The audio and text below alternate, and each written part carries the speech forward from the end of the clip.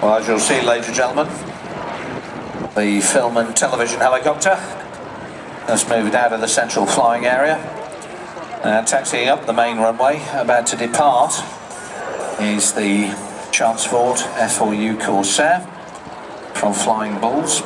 He's actually going to be going away from the airfield. Corsair.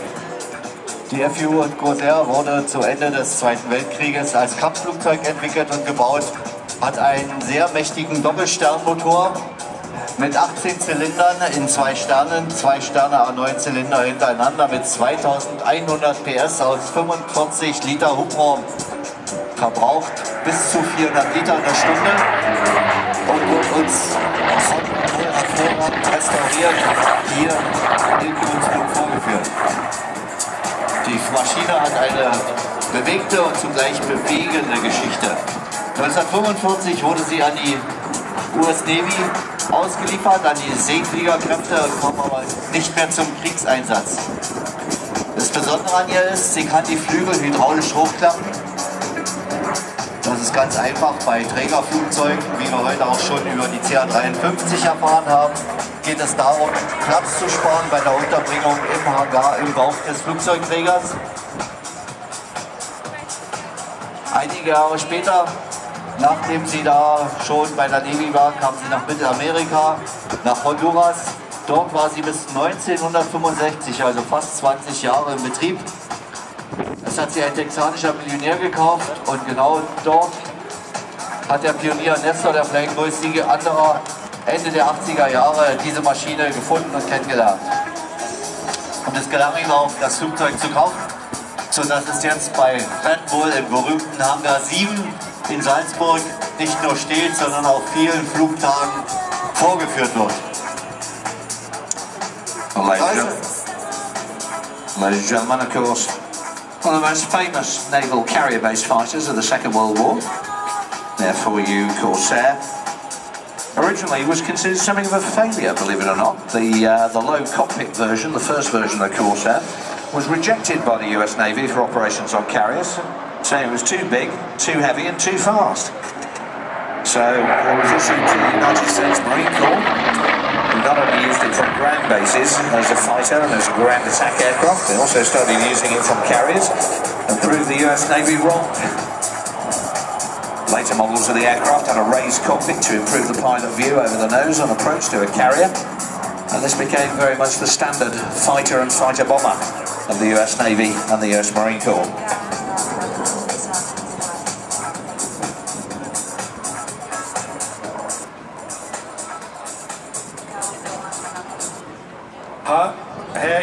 Herr Jun, Vater des 10-jährigen Hanno Jun, bitte holen Sie Ihren Sohn in der Kindersammelstelle ab. In der Kindersammelstelle am Osteingang. Hanno Jun ist in der Kindersammelstelle im Osteingang. Powered by a Pratt & Whitney R2800 engine. That's a 45-litre 18-cylinder radial engine, actually a double row radial, producing 2,100 horsepower. Gave the Corsair a maximum speed in excess of 750 kilometres an hour.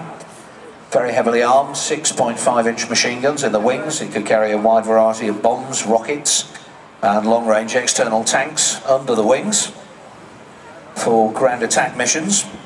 Aside from being used throughout the latter half of the Second World War, from about 1943 onwards, it was also used by the US Navy during the Korean War, where again it served as a ground attack, land-based ground attack aircraft. It was also used by the Royal Navy and by the Royal New Zealand Air Force. Very powerful, very dramatic aircraft this, and the reason for the odd shape of the wing is because in order to absorb that massive horsepower, 2,100 horsepower, it needed a 4-metre propeller.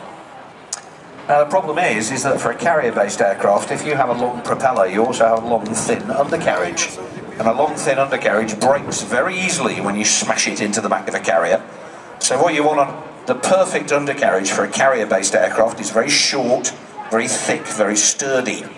And in order to have a short undercarriage and a long propeller, Charles Vaux cranked the wing, giving it that gull wing design, so that the undercarriage is attached at the point where the wings turn upwards, keeping the undercarriage very short, meaning you could still fit the long propeller, and that's why it has the gull wing design. This particular aircraft was built in 1945, too late for service with the US Navy in the Second World War. It was later sold to Honduras, taking part in the famous football war between Honduras and El Salvador. 1960